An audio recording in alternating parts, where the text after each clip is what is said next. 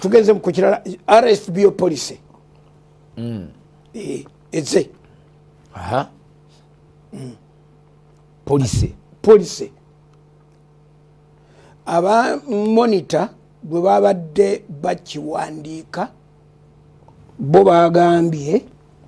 aganga mawulire nagalese ku mmeeza government seeks views to regulate churches balese regulate ebigambo biri bibiri ebiri very controversial era byeŋŋamba nti gavumenti eyanguwe mangu nnyo ekyuse ebigambo bino ekigambo regulate n'ekigambo churches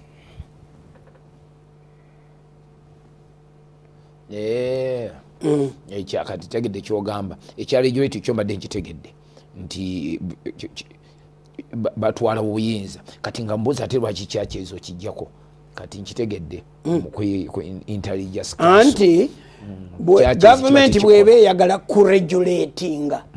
regulation ekigambo regulate kitegeeza eteekawo standard ya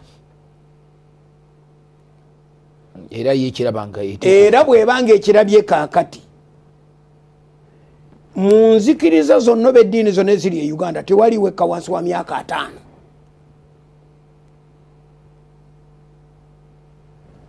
abasiraamu 1862 1860 eyo eri mu myaka 2 myaka mingi abangirikani 1877 wano mu Uganda wano e Uganda abakatoliki 1879 mukulu nserengete abasodokisi 1924 aba Seventh Day 1927 yes abalokole 1957 kakati tugende nabo omusanvu bomunana abo benjogedde abato Bahayi n'abalala tubaleke kubanga Bahayi nayo kati nzikiriza namba yesimbi esaba na teeka lya bufumbo naye nga tetunaba kukyogera ekyo biriwo ebikoleddwa eddiini zino mu myaka gino naddala egya gavumenti eno bye balaba nga byetaga regulation nga bagamba nti kereziya ekyuse kino infact obusiraamu tubujjeko kati kubanga monitor okujjako nga yabakotinze bubi nze nagambye omwana ono atutegekera ebyokwogerako nti ffe wandikayo ekyaffe kigamba nti government to regulate religion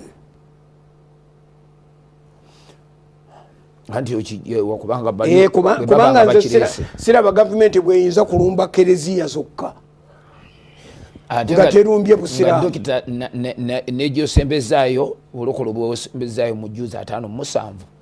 bulina yali polisi era yakomawa ekya self regulation linda katono oduse oli mu maaso eno ndi mabegeri lindako katono njagala kuddayo njagala kubuuza nti okuva kati twandikire kwa 57 kale oyagala okutuuka kakati tuvudde kwa 57 tutuuka kakati twagala kumanya biki bye balaba kubanga mu polisi bateka okubisimba biki bye balaba nga bino ebintu baagala babiregulating baagala kuregulatinga ki nsinza ekyo kitegeeza nti kereziya ekyuse lituligiya litage ekanisa ya Church of Uganda ekyuse ensinza enzikiriza zonna actually zikyuse ensinza that is regulation kyebayita okuregulatinga kino mukikola bukyamu mwina kikola bwe muti kakati Archbishop wa Kereziya e Uganda na Archbishop wa Church of Uganda bagende omu era omu omulala Canterbury babagambe nti ewaffe wazeeyo etteeka nga kyetaagisa okukyusa mu nsinza kakati batandika okuinterpretinga amateeka ga kanoni nakinaki wabeerewo enkyukakyuka gavumenti eno ebeere happy. Sirowooza nti gavumenti eyinza okubanga ebirowoozaako teyinza kweyingiza mu kintu ekyo ate kikino okujjako kati baogera kati balabeka bali ano dokita ebintu ebimu kati biva omwo ekyokulabirako twabadde twogera ku bbaluwa ya Bishop Kiganda kati ebintu ebimu birinza okuba biri omwo ensaba ate lwaki olese ebbaluwa y'abalokole tugende mu ddiini zonna tuzitandikire kumu bayinza okugamba nti eddiini zonna tuzikebere zonna tukwate bweti olutimbe tulugjewo ddiini ku ddiini ku ddiini mujja kusaba bwe baba beekwasa ensaba yammwe ebyensaba oba okukkiriza kwammwe oba mu ebyo byemukkiriza mugasseemu ebintu ebitiisa ekyokulabirako fanaticism n'extremism ezivaamu bino na bino nga ye strategy tukola etusooka bakulu ate tusookera kuba Kiganda bato lwaki oleeta abalokole okusooka tusooke mu Kereziya teri misango kiri kyowagambye teri misango abaayo ky'abantu baali balokole kwanga wagamba to regulate churches ate olwo abasiraamu churches kyo kituufu kakati ekyo either monitor ye mukyamu ye yakwotinga obubi oba monitor ayambadde omwoyo oguwalana churches ekyo ate ekyo kyo monitor akirina monitor lupapula lw'abasiraamu lwagakaani ekyokubiri monitor awakanya abalokole n'amaanyi ge gonna omwami yatwambalira okumala emyaka naye kati era kati ketwogeddeko agenda kudda lukomawo nga tukoze nansobi mutusonyiwe monita tulinako akantu ako nze olina badde ndowooza nga bantu abamu nti ajja nakyo ekyokubiri bw'abanga yakoze ensobi omuwandiisi w'eggulire nga yakozeseza ekigambo churches. Which churches? There is a Catholic church, an Anglican church, Orthodox church, SDA church, Barokole church, Mormon church, churches ziba regulating. Dr. Monita ayinza okubanga ekigambo kyeyaleese ekya churches ayina gye yakijje ekyokulabirako Dr. Juice meeting ogijjukira sina meeting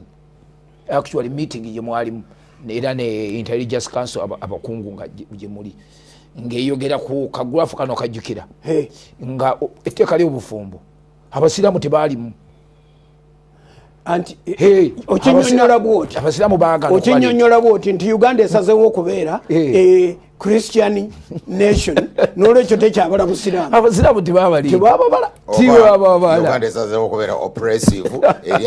eri abasiraamu etandise okubawala bakiyomba nedde wali wenyini mu lukiiko nga kyayogera nga operation yatandise aleeta kya gavumenti ekyo but the other side is also right bagamba kyaki ki kubanga buli kyaki yawa neemu bweti buli nzikirize yekutte bweti ogenda kugisangamu emisango Katole bagamba Christian churches which ones zonna anything Christian kakati bagala kutuyigiriza ki kubanga eddiini si zaabwe eddiini si zaabwe edde nnyo wali mu kutandika baali bagamba nti ebya Kayisaali obiwe Kayisaali n'ebya Katonda era mwe bannaddiini temweyingiza mu byabufuzi baali bakyogera kati tebakyakyagala kati bo be baagala kati okuddira ate bo bayingire mu byeno mu nsonga z'okusinza waliwo awo omuzannyo bakikomezaawo mwoyo gwa Lukodo ate yiviira ddala ku bbaluwa naye Dokita ojjukira era owekitiibwa Olugunda nga pulezidenti amugamba nti bakuwolopa nti gwe wafuuka archbishop Lugunda n'agamba nti your excellency sir no they are saying you are their archbishop you register their churches nze ndabanga gavumenti emyaka egiwerako ezeerwana okulaga nti eyagala okuwa amasinzizo eddembe lyago era yakikola kati ate bakomyawo bati ate omwoyo guno andi kati wetubuuliza kati amazima tugogere does government want regulation or cooperation? Those are term y'ebigambo. It wants both. Nedda I want cooperation. Tukibuuze bulungi mpola Kinyonnyoke. kubanga bw'oba oyagala okukolagana n'amadiini tolina ngeri tojja kulonda kereziya tojja girondera faaza tokkirizibwa bwe baba balonda bwana mukulu w'ekigo tebakuyita bw'oba oyagalayo obululu gw'ogenda gye bali n'oyogera nabo mu buntu bayinza okuba bali ku extremism bo gye bayingirira extremism muyitawo nemugenda nemugalya n'abantu mukanaka mumusaba naye nga abantu bemugaliddemu kigenda kubaviiramu abakiweetere okubatta okugalirawa anti oli yaggalyawo ekibuuzo kyange omulenzi yonna aganya okissa ku mukama atunona wano naye nga boggaliddemu ogenda kubatwala kubatta naye nga bo tebamanyi kati gavumenti ndozi eyagala ebeere ng'erinamu ako obutaggalirayo bantu butaggalirayo bantu okubaggalirawa kati nga kibwetere yakuŋŋanya abantu naye nga yali mu ddembe lyakusinza naye nga olupapula lwa monitor lugamba government is going to register and then regulate. Kati tubuuza eyogera ku mpya eyogera ku nkadde kati well talk of register ye monitor paper monitor namusomye nga bwensoma Bible nenetegeeza nenziramu enzula they want to register ekintu kyabwe kibeera gyekiri baba balina gye bakijje abaliwa monitor yadde alimu akatutawanya nga bwogambye naye bwe baba balese eggulire tebalinganga bali abantu bemabega abatandika obutandisa amawulire balinamu ak'obukugu nti bw'obalandukirako ne bwogenda mu kooti mwatika monita bakalinaako bateeka okubanga gye bakijje kubanga ekibuuzo kigamba is it cooperation or regulation? Gavumenti yalakolagana nanzikiriza zino oba eyagala kuzifuga. Cooperate with me so that I regulate you. Oba let me regulate you so that we can cooperate.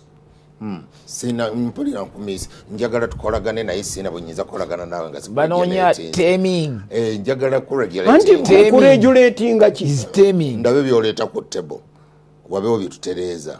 biki nedda kankubuulire soma esala gye bayita ekitiibwa kibe ekya paatiri soma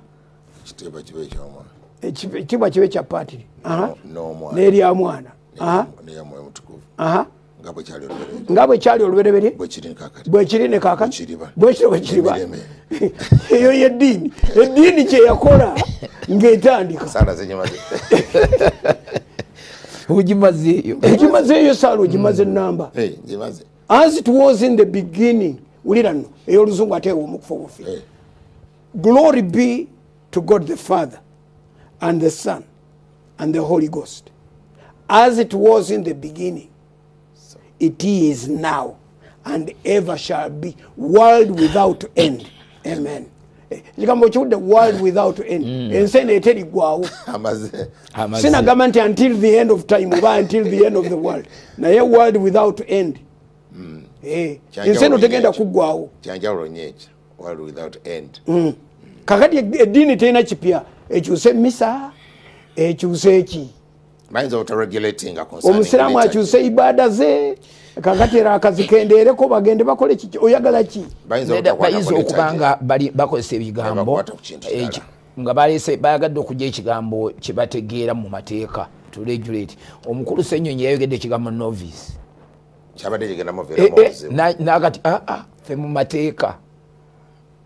wali atandika waliwe yakatandika sabono ngaayita minisita sibajawulidde tebamuterezeza novice gyali ne mu ddiini gyali yakinyonyodde abanovice gye bali era n'akiyitira kaabulaga nti asinza kumenyeka abakatandika oba tonnabumala mu myaka esatu omuntu atalina experience kuyitawo nandi era minisita lwakuba nti muntu mulabu we yalundi yabadde alina okuzza omuliro naye yenyini novice mu palamenti ya Uganda leader of opposition toyiza bugamba nti omuyita era naye omubalira ku myaka n'omugamba tuli wa mwaka gumu oba ebiri nange ndi wa myezi ebiri tufaanagana nawe naye ekigambo nti balina ebigambo bo bye banyonywa kati regulate bo bayinza okubanga olulimi lwabwe lw'amateeka yagundi ya polisi eyo ebwe tunava wano nze munsaba nembawako kopi kati omanyi kye bakola basala amagezi tebakyayogera n'abantu b'e Kampala boogera nabo tebayita abantu b'e Kampala babishops baffe abali up country kati bebayitaayita ne babatuulamu eyo ne baba ekyali esoloto tewakimanya kyebakola olwo ne bakola ebintu byabwe babishops nze abange bambuulira ekyava esoloti bishop wange regional bishop West Nile yampereze balonaga nti batuyise konze batya tebe batuyise tuyigenda kutuula si Wednesday eno konze tugenda government yatandise random work batandise nze olwokubanga Katonda kati agenza abantu mbamanyi gyebalire nkuba essimu mangu nnyo alo mwakoze meeting yes but you are invited konzenze serwada ani yagireeta ngenda kukuwaabira ssebo mukulu nja kuwaaba wa mukamaawo nja kuloopa wa mukamaawo nti weewaayiriza nti wampiseewa no bampeeyo time mala okucekinga wano ne waite dakika 10 n'akomawo nankubira essimu n'agamba nti kitalo nnyo sisobola na kukinnyonnyola ebbaluwa ye eri wano bakuwandiikira nga bakuyise kati bagamba nti bakunoonyeza ne bakubulwa wooli yayogedde butereevu mulina ku rekodi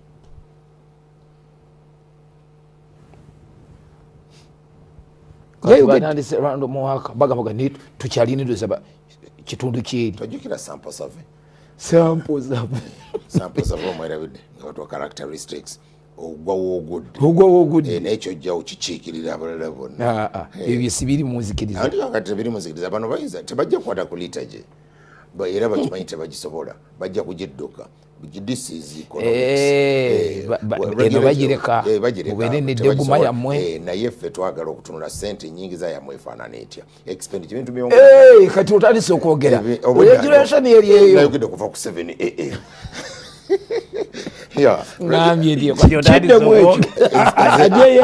ajeyo ekigambo kati otutegeezezza regulation ziri eyo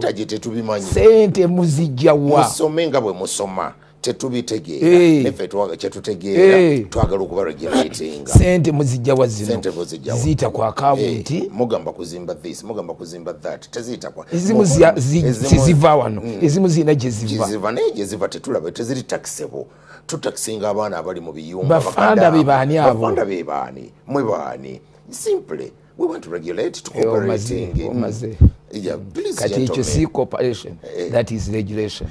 batekwa kukozesa kiri kigambo but we are cooperating okuyamba okutereereza sente zo tukutereeza we are organizing you oleme kukola nsobi nga stakeholder oli kitundu ate tufaayo ku bintu byo therefore twagala okuba nti tokikolera mu nsobi muhandolinga sente nnene nnyo sente zammwe mulinga gavumenti namba bakulu kati kigambo regulation kirina ekikireeta waliwo ekikireeta era gye tulaga ogenda kuwulira amazina gye tulaga yeeyo bajja kukitereeza omulundi naye ekyo gyekiri naye nze ndowooza nti gavumenti eyinza n'okubanga oluusi eyambalamu eriiso ly'omwoyo litya okusinziira ku intelligence council ebigambo byezeeyogera balaba nga mulina abantu be mugamba nti si baffe beyagala okuregulate muboogere mukiibi kati osaaniro bwa RDC saagala kuwuliriza osaaniro bwa RDC kati babukuwe dokita bakikyagambya omufujjekati bakikyagamba lisu lyange okufujjizaako eddusu RCC Lubaga ate waliwo positiwa neryemputewona neddazebo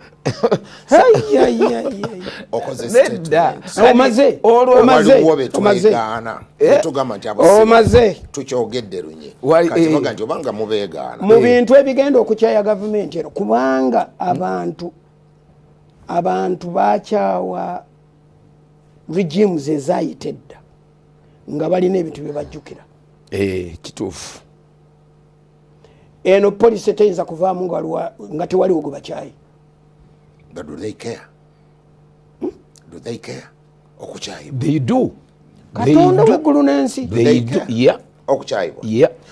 akalulu ne katandika kati campaign zinatera okujja akalulu ne katandika oli natandika okugamba nti nze bwe ntuuka kye bayita RFBO policy kyensooka okujjawo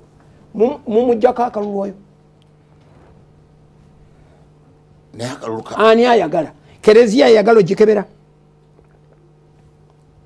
kati gwe mu busungu bwogamba ate lwaki tibabakebera otyo ani gwe mwagala akeberwe kubanga bwe mugamba nsobi Alice Rakwena teyali mulokole Joseph Kony teyali mulokole Kibwetere teyali mulokole ono omusajja omusiraamu alwanire Kongo si mulokole Jamiru mukulu buli ddiini erina ekintu kye bagibujjubukulako abantu baayo nti bayingira mu bino bayingira mu biri nga balinga nga bebeera instigated by religion nati Dr. Akalulu ka Africa tekawangulwa lwa just buganzi bwokka nabaani abagala nabaani abakakubye era Akalulu ka Africa kawangulwa mu ngeri nyingi nnyo one of which buganzi kati katuyiye amagezi tumwine katuyiye amagezi okuva kati okutuuka 2025 December kubanga 2026 February tukuba kalulu 2026 kituufu kati bwobala bala December wa 25 kituufu odema bega otuuke wano tuli mu mwaka gumu naki na kitundu katukole delaying tactics zonna eziganyisa etteka lino kuliisa tulite mu September ng'akalulu katandise tulabe olwo tujja kuba tuli bize mu kalulu anti bwe tujja okugambira nti kati muleete RFB policy kati olaba lwaki baagala giyisa kati kubanga oluguudo olugenda mu kalulu kimale okuvaawo abantu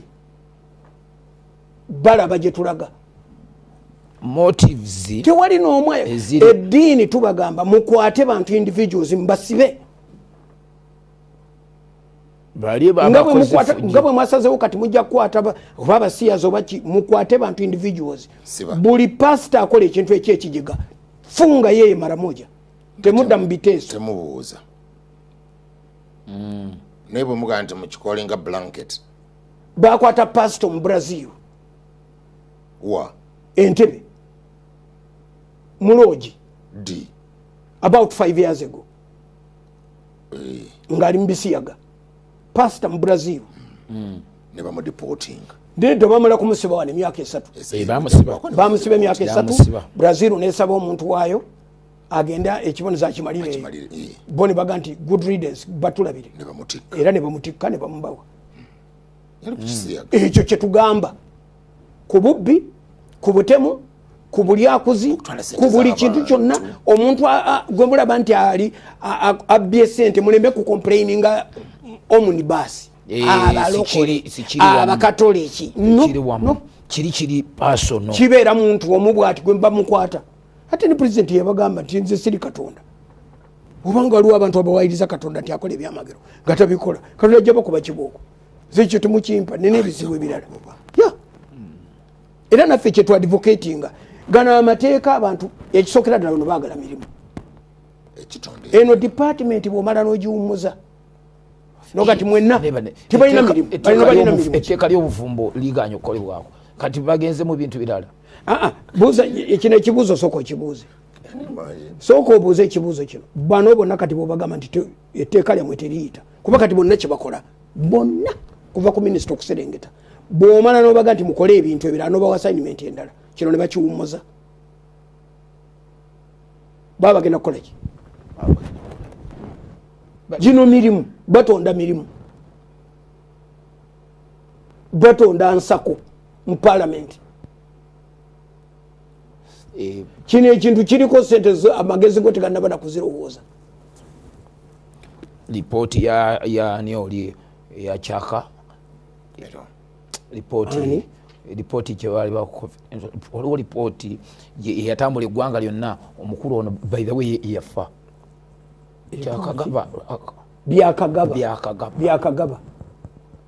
kati bweyogedde n'entunuli ensimbi ezagenda mu research oyo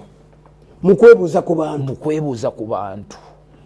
etteeka lino balina kulikwata in order of arrival in Uganda. Bwe liba linaakola, you cannot victimize anyone. Guno omulemera gwo kati guganye ogw'okuvictimizinga ebintu temujja kubikola nga bimwagala. Mukole mu order mugende tusooka busiraamu. Mutusewali ripooti ne regulations embawade tuzitegeere. Namwe mwetegeke tujja. Abaddako awo 1877. Lefe tuwaba bajja kubagamba nti tuwabonga gavumenti yamwe tenajja. Twaliwo tutya. Hata ani ataliwo ngeno gavumenti tenajja. Ati kyengamba nti amadini gajja gamba gavumenti eno. Ndi mwatusangawo nga tutaba. Ate dini kyetasangibwawo. Abantu bonna be bawandiisa by 1986 baliwo. Ndidda bwe baba baagala ku regulatinga balina ku regulatinga 85 okudde eno. Ati gavumenti regulatinga kusinziira ku age nti mwaliwo nga ffe twakajja kati neeronde bulonzi gegamba po wantulabyewo omubbi ng'esiba tumuyodde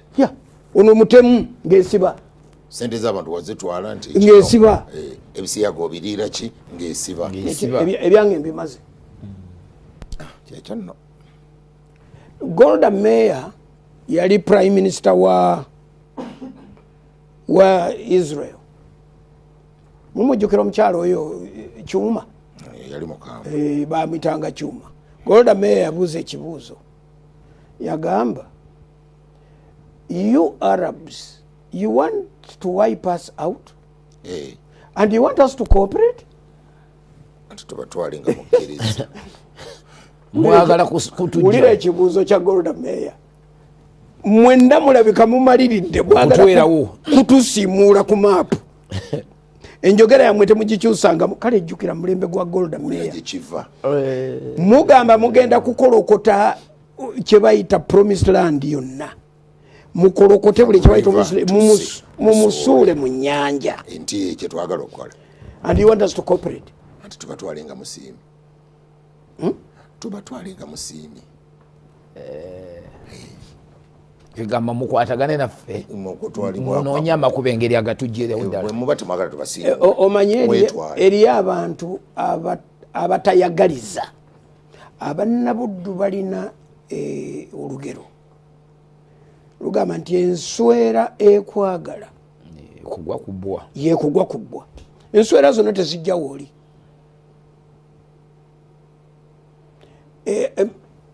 Kirimu nga message kigamba yekka akwagala ate era n'abalala bakyogera nti bwaddene kigambwako nyiniri.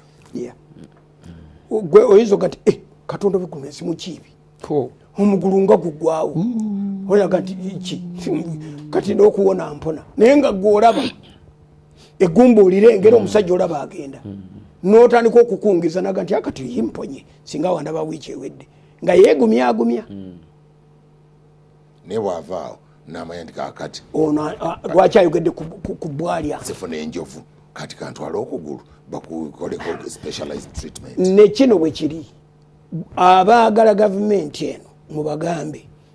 there is danger here. tugenza okuleeta we know abasobola okubabuulira nti ekintu kino temukireeta batakudde ekintu temuleeta mukwate bantu individuals kyekyatisawo poliisi muteeke abapoliisi ku mizigiti ku makereziya ku makanisa buli wantu muteekemu bambega mukozesa enkola ya Russia ne China andi bajja kugamba nti era naye already tubadde netteeka erifuga erikwata waliwo wano enzikiriza yonna ekolerebwe olaba nti teritumala olwokuba nti libaddewo naye oba linafu oba whatever reason kati tu inactinzeeyo eddala temukirabye nti tukirabye wano mu Uganda waliwo etteekakati wulya bw'ogamba nti nno ekyokulabirako kiwabadde ogamba nti ensimbi muzijjawa n'ebirala ebifaananwe bityo kati ekyova ku nzikiriza genda mu NGO yongera okunyweza weziba zijjira mu organization zonna zisimule sikyayagala ziteekeko amateeka Uganda yalekeraawo okubeera eyeetaaga tujjeewo etuuka n'ezo NGO teekawo amateeka amakakali totunka nazo jjawo bujja anti bazeetaaga zikola emirimu gye batasobola kukola naye bateekeko obukwakulizo NGOs organizations ezekusiza ku madiini nga zikolera byotoyagala nanti era yali ensobi ya Kizza Besigye ne Kawanga Semwogerere bebano n'amakanisa ne bagatwala mu NGO ne baddira ekiri church ne bakiyita regulations baziteekeyo mu NGO lwaki batawaana n'amasinzizo gabatawaanya lwaki you know they collect so many people and so much money mama ku nsi kuno ekirisinga eddiini obugagga tekiriyo kiriwa Vatican yesinga Rome obugagga Vatican yesinga Italy as a state obugagga Vatican yesinga Italy as a state budget ya Vatican yesinga budget ya Papa neno okusinga eyo n'ogundi mu Italy ira government nayo namba eyetongode Vatican erina ne ba ambassadors mawanga ndani katika government eyo eri mu government government esenga government mweri obugaga ekyo kokiwakanya lwaki tukijje mu faith tutunulire government njagala ombuulire ekigo mu Uganda ekyazimbibwa ku ssente za Uganda binza okubanga si bingi anti yogera gwegamba nti gundi binza okubanga si ebitono biriwa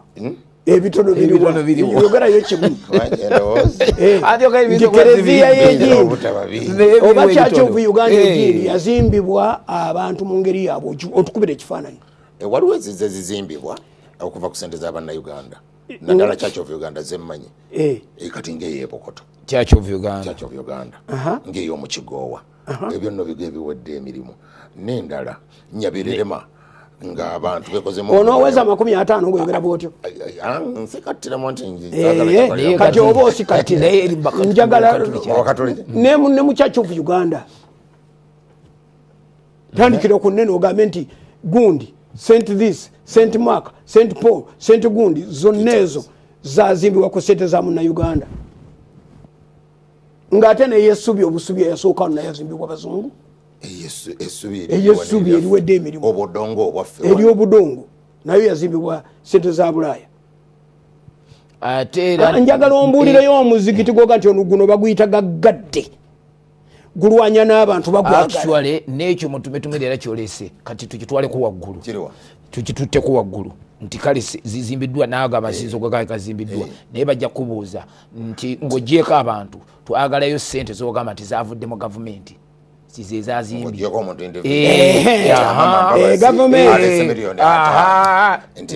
gavumenti yazikoze bakola projects Kereziya yakola project last year 2 years ago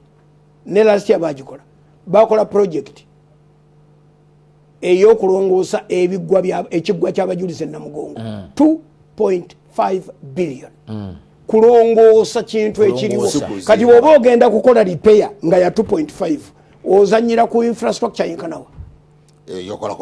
gyokolako repair bw'oba kugamba nti mulokayo yagudde mu kabenje wetaga miliyoni ameka 5 okuzikola ki okugiddaabiriza eba ya mmeka ebeere mu lukaaga plus ate era nga bakinga bakikugambiramu nti ne bw'oba toliiwo ffe ekyo tukirina mu nteekateeka tujja kukola ku wato tuwadderekayo oba tobawadderekayo yo gavumenti egyekikole